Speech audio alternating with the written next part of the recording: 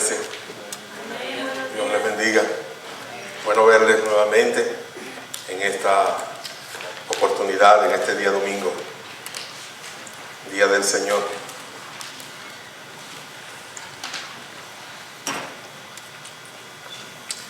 Vamos a continuar con la serie Una Iglesia Sin Fronteras. Cuando nos sentamos frente a nuestros televisores en la casa, vemos las noticias de lo que está pasando en Europa, los grandes problemas que están sucediendo. Tenemos que orar por Francia. La ciudad de París se encuentra en una guerra de terror y hay muchos muertos. Hay más de un centenar de muertos. Las noticias no son agradables. ISIS está entrando en acción en todas partes. Rusia se prepara para una guerra contra ISIS. Es un gran problema que se extiende en todo el mundo. Pero hay un factor importante, un factor que hemos olvidado, y que esas son naciones donde Cristo no es el Rey y Señor. Cuando hablamos de esos países, vemos que son países donde reina el terror, donde están los creyentes de Alá, no de Dios. Y aparte de eso, encontramos países en Europa donde el Evangelio se ha debilitado mucho. Hay que volver a evangelizar esos países. Hoy quiero hablar de ese panorama, el panorama del mundo. Una situación que es triste, pero nosotros estamos aquí a este lado donde no estamos sufriendo esas calamidades y tenemos que tratar de ponernos en los zapatos de aquellas personas, si es que tienen zapatos, y buscar la manera de participar de ellos o con ellos de alguna forma, con la tristeza, con el temor, con el dolor, con las lágrimas, porque eso es lo que está sucediendo en aquel lugar. Y hay un panorama. ¿Quién falta? ¿Quién irá? ¿Quién faltará a la cita? ¿Quién irá a la cita que Dios quiere cuando nos presenta ese panorama? Yo no sé si ustedes recuerdan cuando eran pequeñitos. No hablando de los jóvenes que están aquí hoy, porque ellos no vivieron eso, pero nosotros sí lo vivimos. Quizás algunos de ustedes no, pero yo lo viví, lo voy a contar como yo lo viví. Era cuando yo acompañaba a mi mamá o a mi abuela a hacer el mercado. Los mercados en los pueblos son los mercados libres, son abiertos, al aire libre. Entonces uno va con unas bolsas de saco y va metiendo en esas bolsas todo lo que va comprando en cada puesto del mercado. Por lo general el mercado en la mañana está muy limpio, pero ya para un rato está muy sucio, está lleno de verduras en el suelo, de una cantidad de cosas. Hay que tener mucho cuidado. La gente pierde cosas en el mercado y cuando uno camina viendo a ver qué encuentra, alguna cosa de alguien que se le cayó, uno encuentra en el mercado. Recuerdo a mi abuela o a mi mamá, en cierto modo, cuando me llevaban, yo no quería ir. Yo sabía ya lo que me esperaba en el mercado, pero tenía que ir. Era el varón más grande de la familia, el más viejito de la familia era yo, y por lo tanto era yo el que iba. Los pequeñitos no los llevaban, y no llevaban a las niñas, solamente llevaban a los varones. Entonces yo iba acompañándolas a ellas, compraban, yo abría el saco, ellas ponían, hasta que los sacos pesaban mucho y ya no podía yo con ellos. Entonces mi madre o mi abuela me ponían en un lugar al lado de un poste, un sitio, y me decía: de ahí no se mueva. Entonces ellas iban, compraban, venían, ponían en los sacos. Cuando ellas me decían, véngase con nosotros, entonces ellas agarraban un saco de un lado, yo del otro, y así íbamos tratando de llevar los sacos todos en las manos porque era mucho mercado. Y a veces mi madre o mi abuela llegaban al sitio y no me encontraban. ¿Dónde está Eduardo? Yo tenía apenas unos 10, 11 años, 9 años. Y yo estaba pendiente de lo que estaba pasando a mi alrededor porque era fastidioso poder estar allí solamente cuidando unas bolsas en un lugar donde no le iban a hacer nada porque no había criminales. Y en eso yo veía una canica allá o algo que brillaba, una moneda, y yo corría simplemente al lugar para tomarlo y si era una canica, entonces yo decía, debe haber otra, o si era una moneda, yo decía, tiene que haber otra moneda, y así me perdía entre la gente buscando debajo de la basura que ya estaba acumulándose por los lugares. Y mi madre estaba buscándome por todas partes, y cuando me veía, lo que sufría de mí eran mis orejas. Ay, qué vergüenza me daba con la gente. Cuando me llevaban de la oreja así me volvían a poner en el lugar y yo miraba a todos y todos me miraban a mí. Y yo tenía ganas de llorar, pero me hacía el valiente. Cuando caminábamos ya hacia el bus para volver a la casa, íbamos hacia donde se tomaba el bus y estábamos ahí haciendo la fila para entrar al bus. Yo también buscaba en la calle lo que yo podría tomar. Era como algo divertido poder encontrar cosas. Y llegaba a la casa con algunas cosas en mis bolsillos. Pero mi madre sufría mucho porque siempre me le quedaba atrás. Yo tenía que arrastrar las bolsas ya literalmente. Las ponía en el suelo, descansaba un rato, las arrastraba otro rato, las levantaba, hasta que llegábamos a montarnos en el bus. Había que llegar rápido a la casa. Había que hacer la comida y organizar el mercado. Hay que ver. Los padres llenos de preocupación por uno, en todo lo que hacía, y eso que nos tenían ahí mismo, cerca, en el mismo lugar. Me imagino a Dios en una situación parecida a la de nuestra madre, a la de mi madre. Me imagino a Dios con nosotros, sus chiquillos. Somos sus chiquillos. Véase como un chiquillo de Dios. Al recordar esto de mi niñez, nos recordamos de los niños que fuimos y de los niños que son nuestros niños. Pero también nos recordamos de nuestros padres y la atención que tuvieron nuestros padres con nosotros. Nuestros padres tuvieron un propósito en la vida. No que todo el tiempo estuviésemos cargando las bolsas de mercado. Ellos querían que nosotros fuésemos alguien en la vida y luchaban mucho.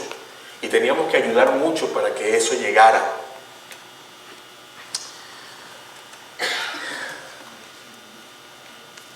Nuestro Padre Celestial tiene que cargar con nosotros muchas veces así.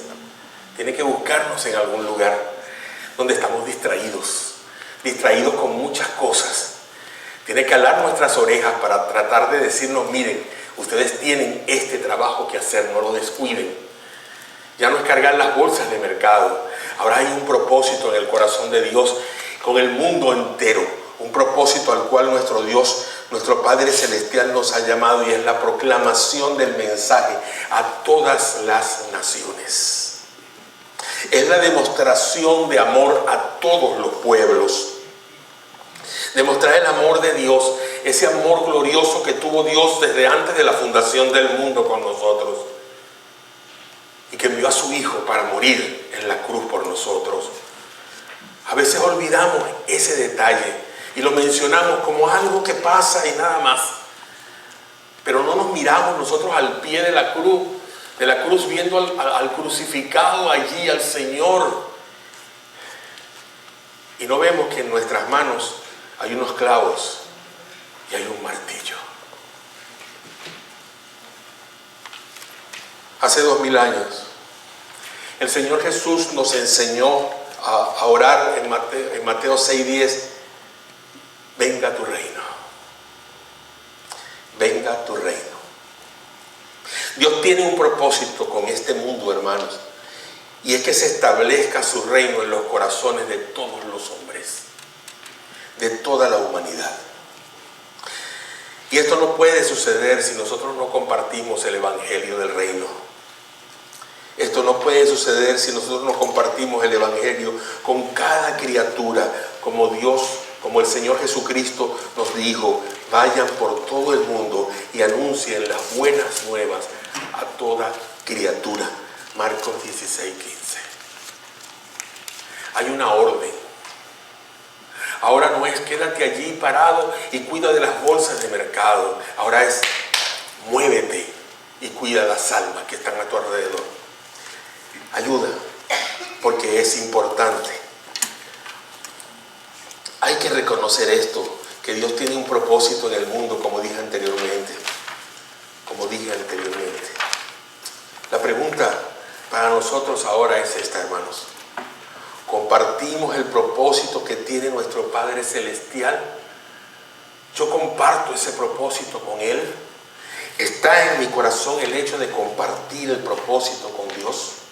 Ese mismo propósito. ¿Está mi corazón en sintonía con el corazón de Dios?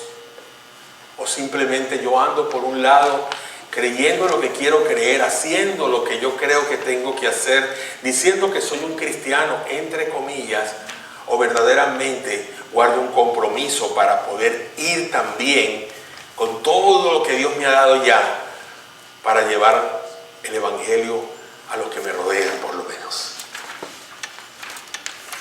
¿Estamos distraídos? ¿Vamos de la mano de Dios, así como íbamos de la mano de nuestros padres al mercado?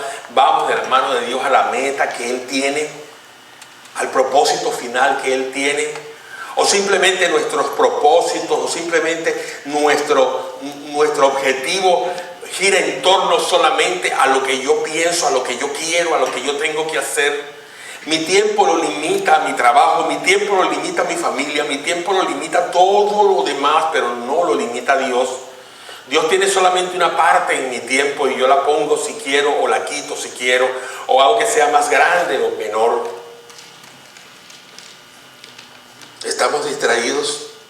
Hoy vamos a dar un vistazo al mundo un poco, hermano. Vamos a asomarnos por esa ventana para tratar de sintonizar nuestros corazones con el corazón de Dios. Él quiere vernos en acción. Él quiere compartir su palabra y solamente nos tiene a nosotros para compartir su palabra. Y nos está llamando para que vayamos valientemente y llevemos el evangelio de Jesucristo a toda criatura. Él trata de motivarnos. Él trata de hacernos ver la necesidad del mundo que está perdido. Y cuando nos asomamos a la ventana del televisor, nosotros vemos el mundo que está perdido. Pero a veces hay ciertos programas de mundo perdido que nos traen a nosotros risas, carcajadas y buenos ratos, en vez de ver a esa gente y mirar la tristeza que tenemos que sentir por esas personas que están perdidas en Cristo, por falta de Cristo. A propósito de ver lo primero que quiero hoy compartir con ustedes, quiero hablar de las visiones. Hay mucha gente que habla de visiones. Hay mucha gente que mira las visiones, que ven visiones. Y bueno, vamos a hablar de visiones que motivan. Y vamos a ver una persona que tuvo una gran visión en la Biblia y está en Isaías, en el capítulo 6, versículo 1 al 8.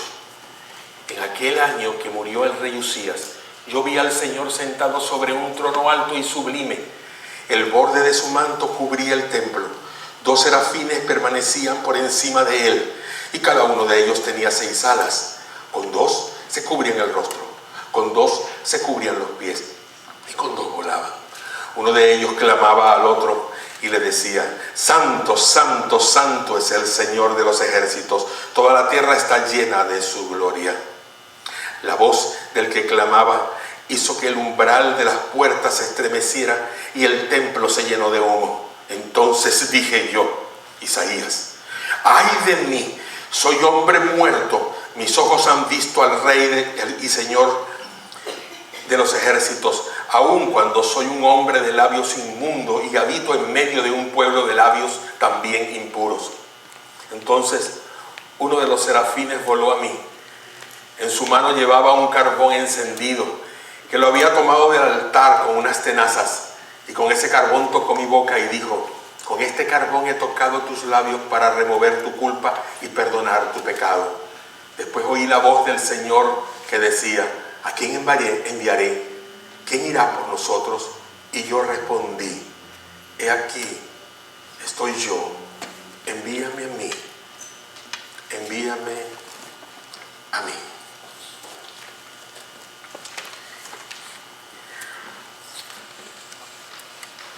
Estas visiones, las visiones de las cuales vamos a hablar, comienzan en momentos sagrados. Momentos sagrados de nuestra experiencia con Dios. En el momento en que Él se nos aparece y nos llama en cierto modo. Si tenemos una relación con Cristo verdaderamente cerrada con Él, estrecha con Él, podemos escuchar su voz llamándonos. Tal vez no por nuestros oídos, espero que no, imagínense cómo sería, pero sí en nuestro corazón o por medio de su palabra. Son nuestras experiencias, cada uno con sus experiencias. No espere tener la experiencia de Isaías, ni de Moisés, ni de Josué. No espere tener las experiencias de otro hermano que actualmente está cerca de usted o en otro lugar. Cada uno de nosotros con sus propias experiencias que Dios se le da. Cada uno de nosotros con su llamamiento. Obedézcalo, porque es la visión que Dios le ha dado. Estas visiones acontecen en momentos críticos en nuestro peregrinaje, sea personal, sea nacional o sea mundial. Y cuando hablo de momentos críticos, estoy hablando de situaciones difíciles por donde cruza nuestra vida, de situaciones que son a veces tan desesperantes, pero Dios nos pone en ese lugar, pero Dios nos pone en ese sitio, y Dios nos habla cuando estamos en ese sitio, cuando estamos en esa posición, para hacer de nosotros algo grande. Así que no teman, que en el momento en que Dios discipline sus vidas por alguna razón, lo está haciendo, porque algo va a suceder luego que usted va a tener que hacer por el Señor. Y eso es un privilegio, un gran privilegio. Esas visiones nos llevan al arrepentimiento. Al arrepentimiento. Cuando nosotros vemos la visión de Isaías aquí, él tuvo una confesión: ay de mí, que he visto al Dios grande y poderoso, y yo que soy un hombre de labios inmundos. Algunos comentaristas se atreven a decir que probablemente Isaías era un hombre de malas palabras, un hombre blasfemo, había blasfemado junto con el pueblo mismo. Y él no se culpó de algo que él no había hecho. Él no habló en nombre de un pueblo, él habló en su nombre, porque él fue el que tenía la experiencia delante de Dios en el altar, en el templo. Y él mismo era el que estaba sufriendo eso, más nadie. Por lo tanto, cuando estamos delante de Dios, y más nadie está allí sino nosotros, confesemos a Dios nuestro pecado, con nombre y apellido, detallándole al Señor. Aunque Él sabe, no importa, hay que decírselo. Porque esa manera, cuando yo lo digo y lo declaro con mis labios al Señor y le digo mi pecado, que es así, así, así, Señor, es cuando yo estoy abriendo mi corazón en un verdadero arrepentimiento y con el propósito de llegar a ver mi vida sanada y apartada de ese pecado.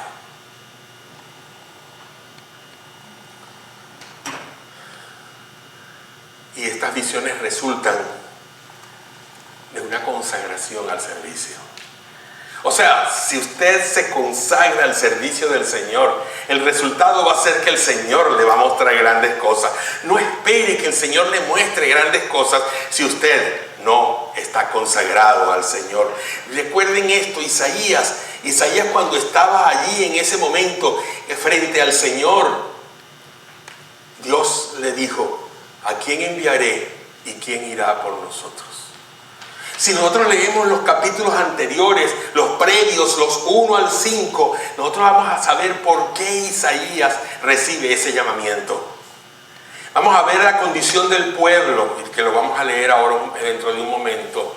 Y vamos a mirar cómo está la situación. Mire la condición del mundo para que Dios le hable de lo que usted tiene que hacer en el mundo para rescatar a las almas que están a lo mejor muy cerca de ustedes.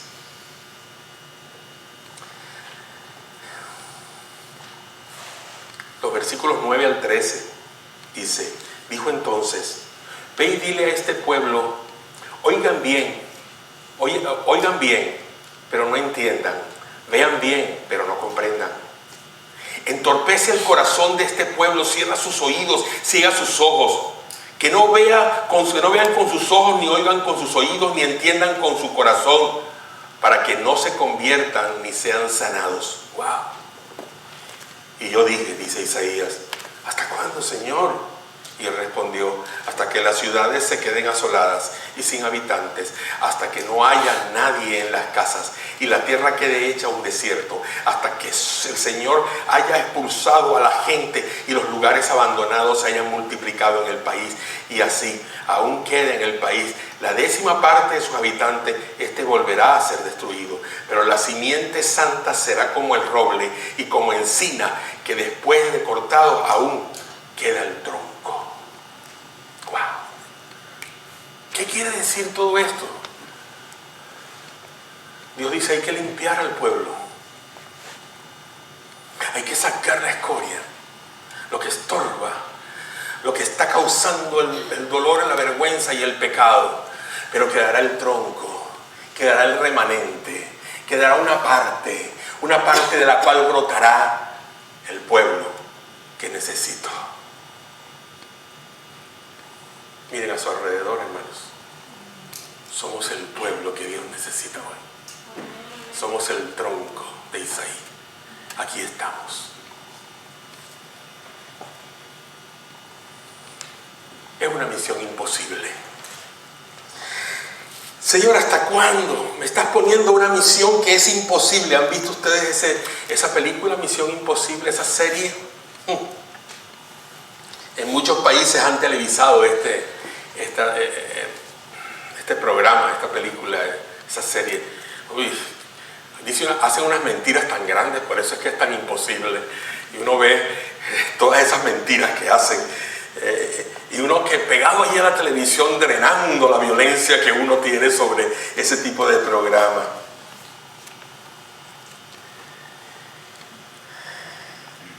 En este programa de televisión se presentan circunstancias muy difíciles de vencer.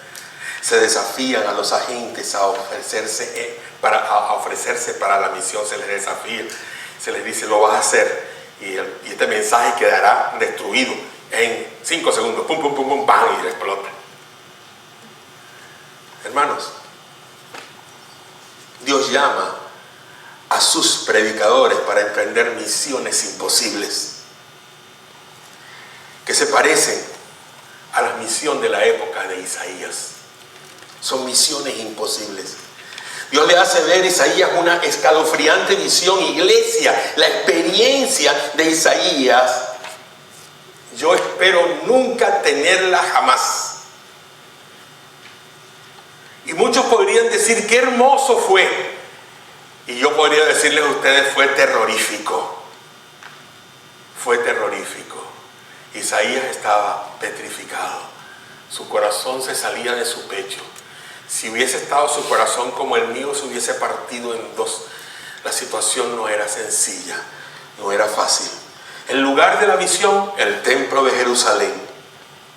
La visión era tan importante que los bordes del vestido real de Jehová llenaban el templo.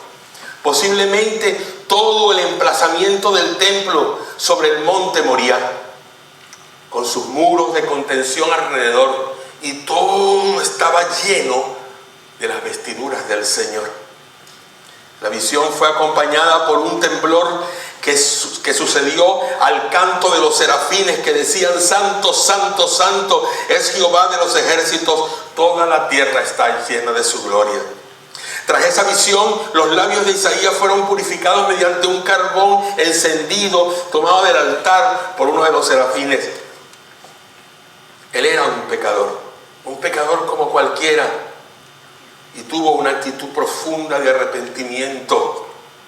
Él era un blasfemo, y él lo expresó así: ay de mí, soy hombre muerto, mis ojos han visto al Rey, el Señor de los ejércitos, aun cuando soy un hombre de labios impuros y habito en medio de un pueblo de labios también impuros. Y luego solo cuando se le había concedido la capacidad de quedar ya de pie, tranquilo, sin nervios, ante el Dios Santo, tiene el lugar del diálogo, del llamamiento. Entonces Jehová le expresa la inquietud que tiene por su pueblo Israel, e Isaías se presenta diciendo: heme aquí, envíame a mí. Sin embargo, el mensaje profético estaba destinado a no tener como resultado la positiva conversión de Israel. Es decir, el retorno a las demandas éticas y espirituales que Dios estaba exigiendo. Fue una misión imposible. ¿Por qué fue una misión imposible? Imposible por la condición pecaminosa del pueblo. En el versículo 9 dice: dijo entonces: ve y dile a este pueblo, oigan bien pero no entiendan, vean bien pero no comprendan. Había un pecado que estaba haciendo que había una división entre Dios y el pueblo. Los ojos estaban sellados, no tenían visión, sus oídos estaban cerrados a la verdad, su boca solo exclamaba blasfemias contra Dios. Oyen, pero no entienden, ven, pero no comprenden, resisten la voluntad de Dios. Y no hay nada peor que resistir la voluntad de Dios. Cuando Dios expresa su voluntad, cuando Dios pone su visión, Dios quiere que nosotros hagamos el trabajo que Él nos está mandando a hacer. Imposible es la misión por las condiciones de la tierra. En el versículo 11 dice: y yo dije: ¿hasta cuándo, Señor? Y Él respondió: hasta que las ciudades se queden asoladas y sin habitantes, hasta que no haya nadie en las casas y la tierra quede hecha un desierto. Las ciudades están destruidas, las ciudades están abandonadas. No importa que usted vea una ciudad preciosa como Nueva York, no importa que usted vaya a Japón y vea aquellas grandes ciudades como Tokio, no importa que usted se vaya alrededor del mundo y vaya a esos asentamientos árabes donde están los jeques árabes reinando en lugares pequeños, y vean aquellas monumentales edificaciones que tienen esos hombres en esos países. No importa, están desoladas, están destruidas, no necesariamente por bombas, sino por la actitud del pueblo que vive en ellas. La tierra queda devastada.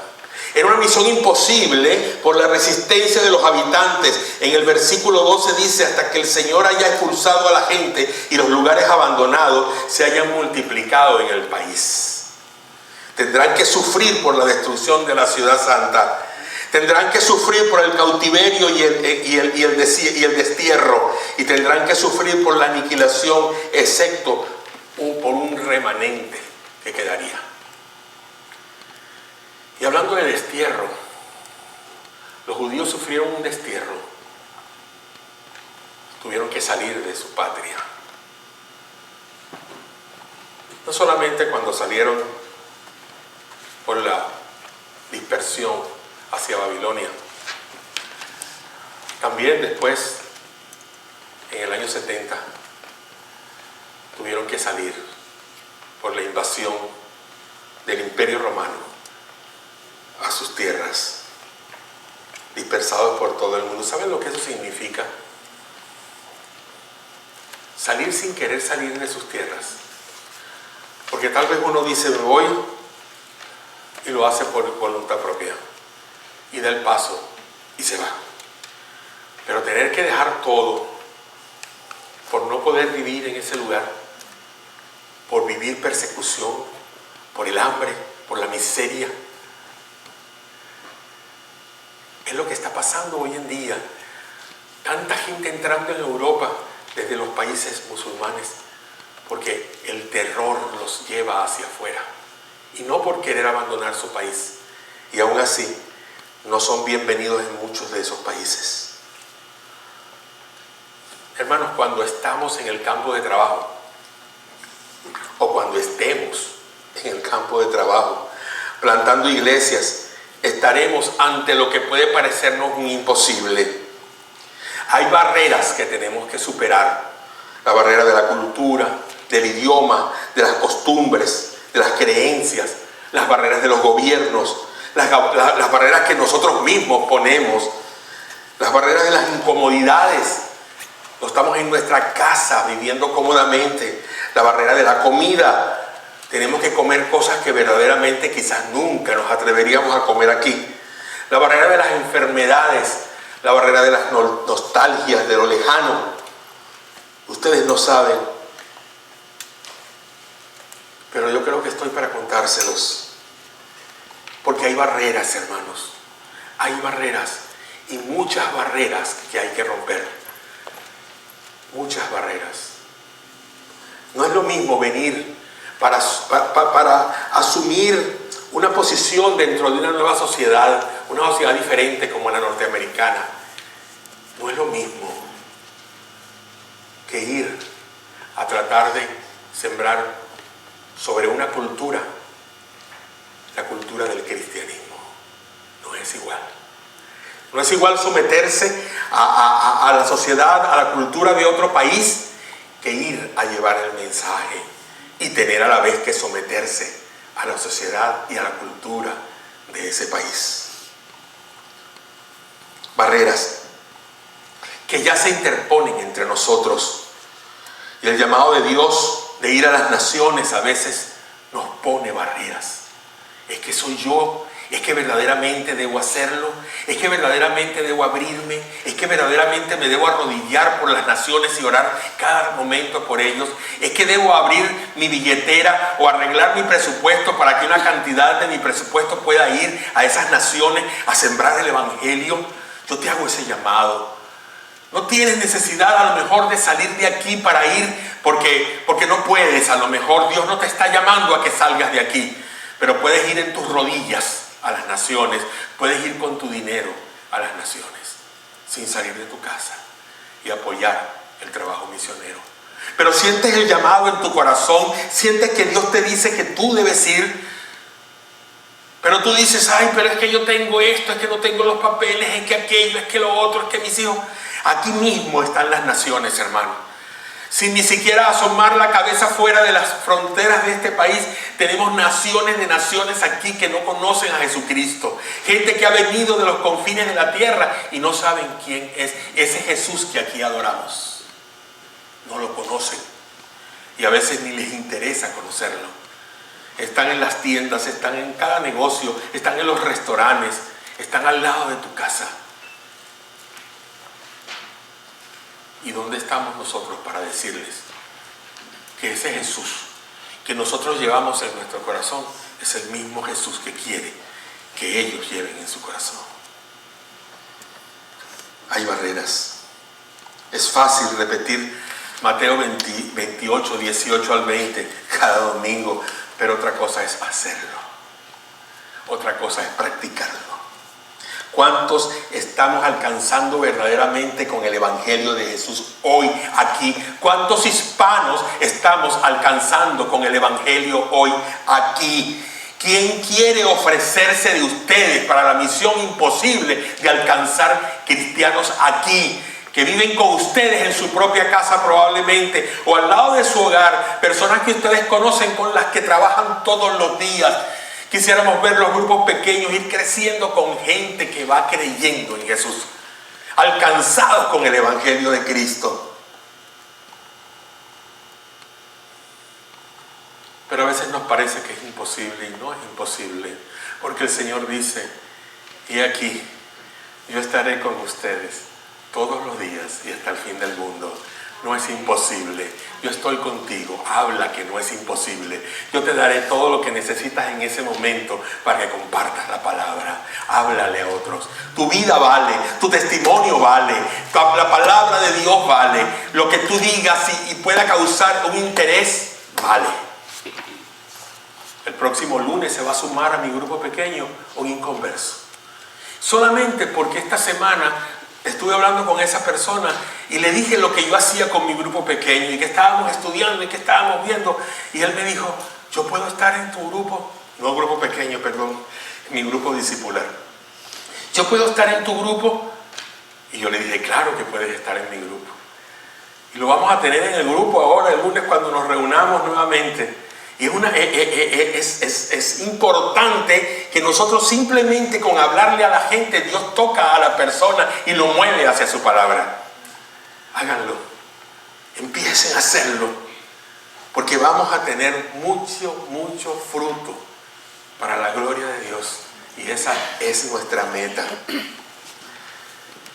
¿Quién irá? Ahora, ¿quién falta y quién irá? Es la pregunta. ¿Quién falta y quién irá? Les invito a buscar Mateo 22, 1 al 14.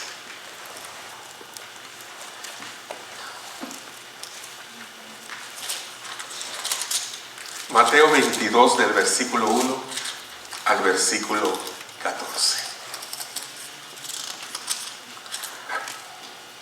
Jesús volvió a hablarles en parábolas y les dijo: el reino de los cielos es semejante a un rey que hizo una fiesta de bodas para su hijo.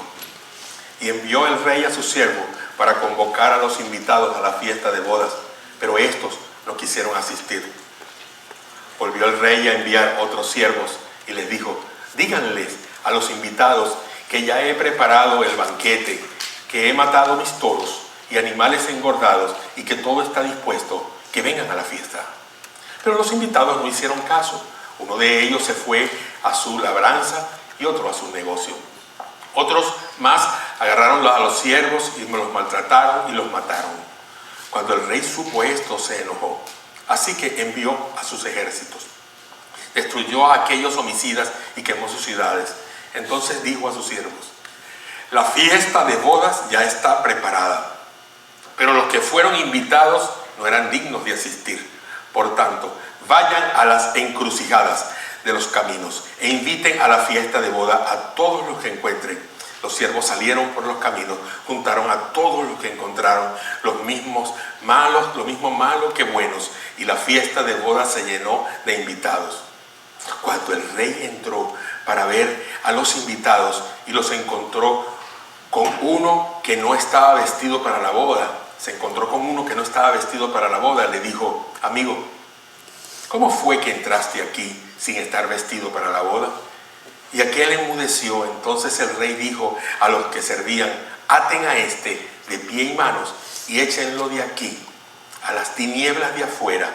Allí habrá llanto y rechinar de dientes, porque son muchos los llamados, pero pocos los escogidos. El reino de los cielos se compara a una fiesta de bodas.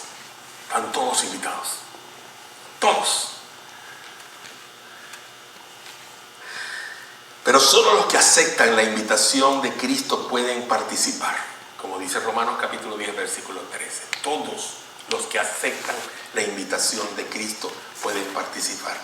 Los que confían en Jesús y le siguen y tienen asegurada la vida eterna en el cielo. Porque de tal manera amó Dios al mundo, que ha dado vida eterna. Entregó a su Hijo para dar vida eterna. murió para que los que crean en Jesús tengan vida eterna. ¿Quién faltará a esta boda? ¿Quién no irá a esta boda? Los que tienen oportunidad de responder a la invitación, pero la rechazan debido a la dureza de su corazón. Ustedes van a encontrar gente a la cual le van a llevar la invitación. Ustedes son el ejército de Dios que va a llevar la invitación ahora en esta oportunidad. Pero la gente de mal corazón, la que no quiere abrir su corazón, lo cerrará y lo cerrará y lo cerrará y no lo abrirá nunca. No importa, pase lo que pase, ellos no podrán ir a la boda. Es decir, hermanos, los que rechazan la invitación a la vida eterna que viene de parte de Dios, como dice en Juan 3:16. ¿Quién faltará a esta boda? ¿Quién no irá? Los que reciben el testimonio cristiano y deciden seguir otro camino. Millones de musulmanes, budistas, católicos nominales, humanistas seculares, que siguen tradiciones religiosas de familia y de sociedades, no tienen ninguna esperanza de participar en la fiesta de boda, porque Jesús es el único camino, es la única verdad, Él es la vida y no hay otro, y solamente por ese camino podemos llegar al Padre.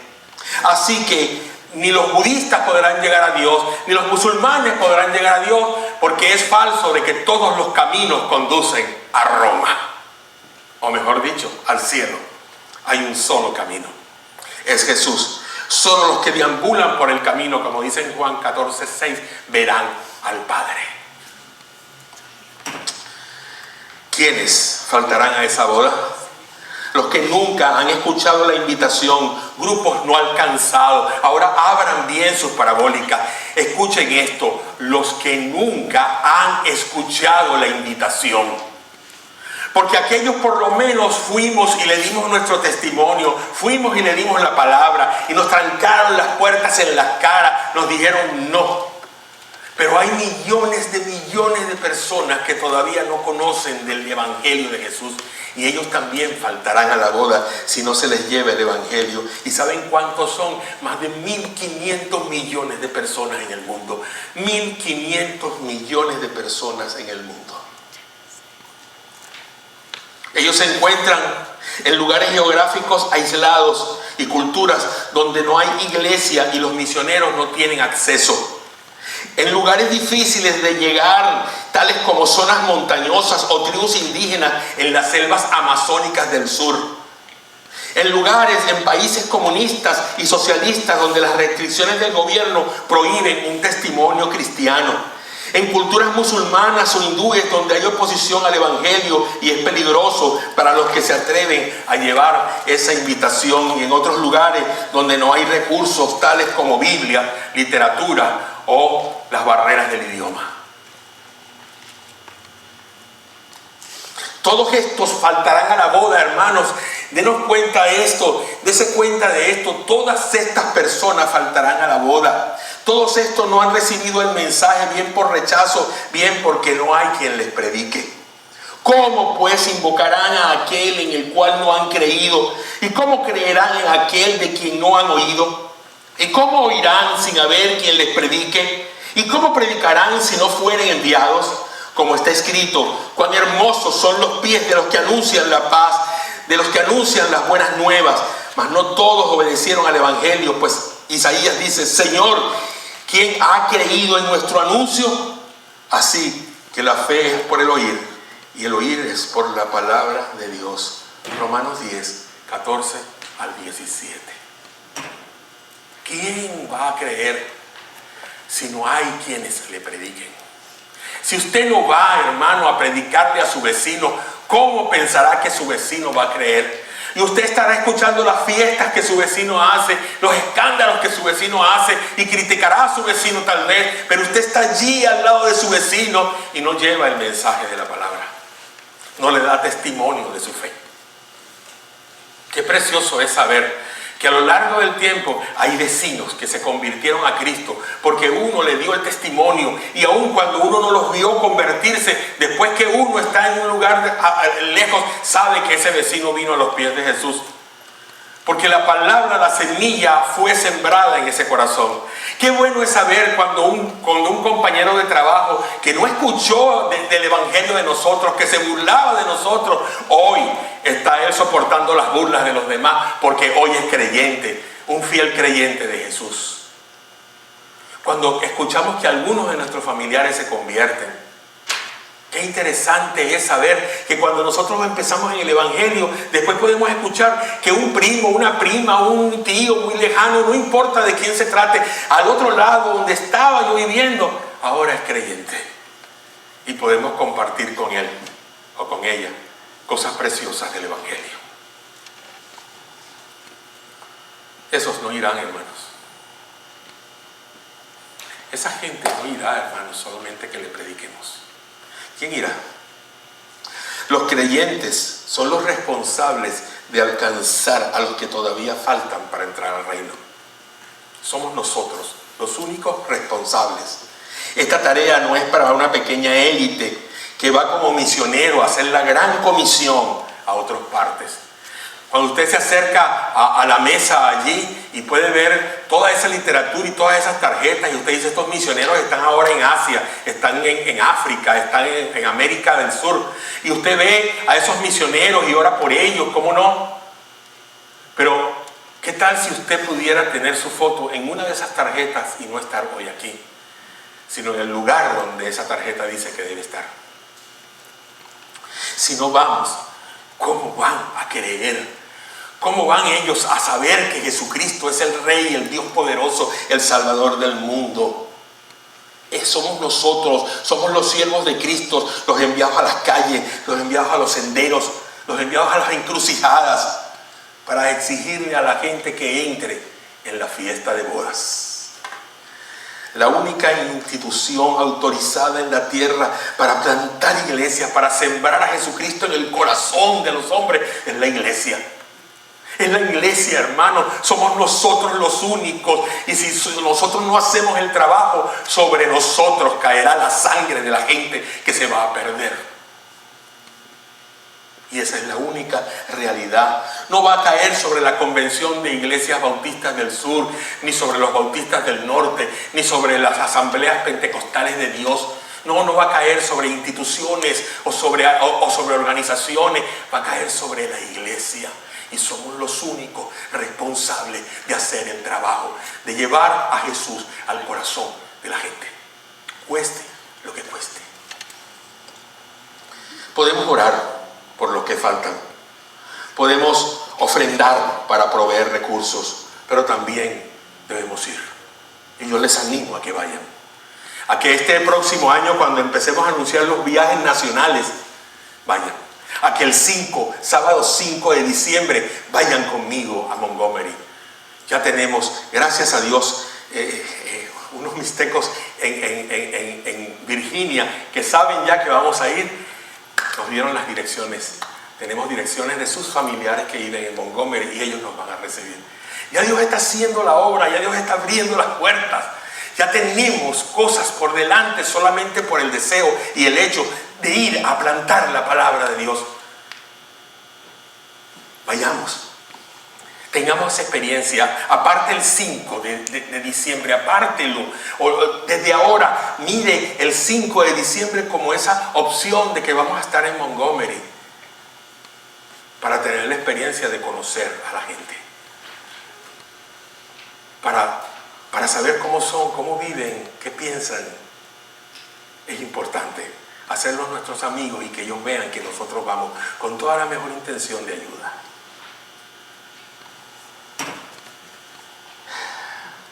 La Gran Comisión no dice que tenemos que testificar solamente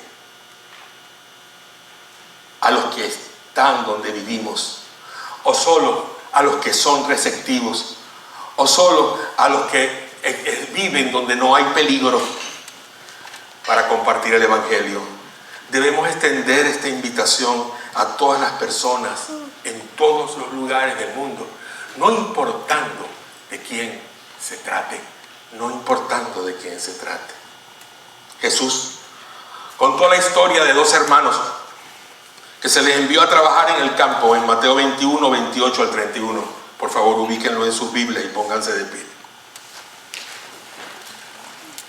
Mateo 21, 28 al 31.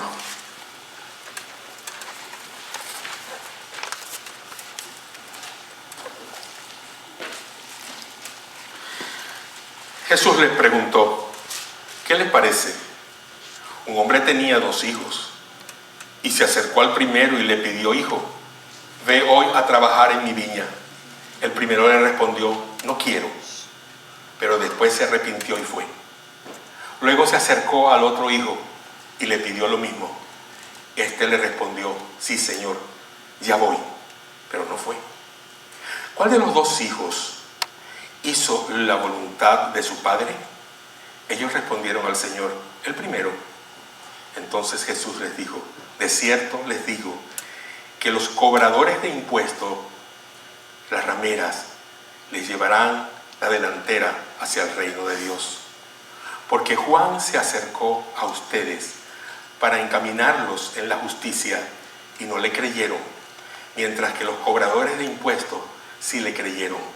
Pero ustedes, aunque vieron esto, no se arrepintieron ni le creyeron. ¿Cuál de ellos fue obediente? Muchos de nosotros hablamos de servir a Dios expresando el deseo de ir a salvar al mundo y de querer ver cómo la gente se arrepiente.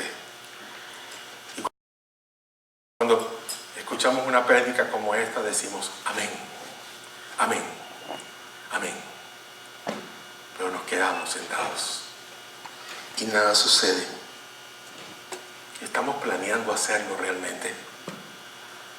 ¿Estamos tratando en nuestro corazón hacerlo? Inicie a hacerlo. Disponga su corazón y su vida en primer lugar a orar, a dar. Y vaya también. Comprométase cada día con Dios y no deje de hacerlo. Porque cuando comencemos por lo más pequeñito, lo micro, lo pequeño, y es un deseo que está en el centro de nuestro corazón, lograremos lo macro, lo grande. Y Dios apartará todo estorbo de nuestra vida y nos llevará a donde tenemos que estar. Buen Dios y Padre amado,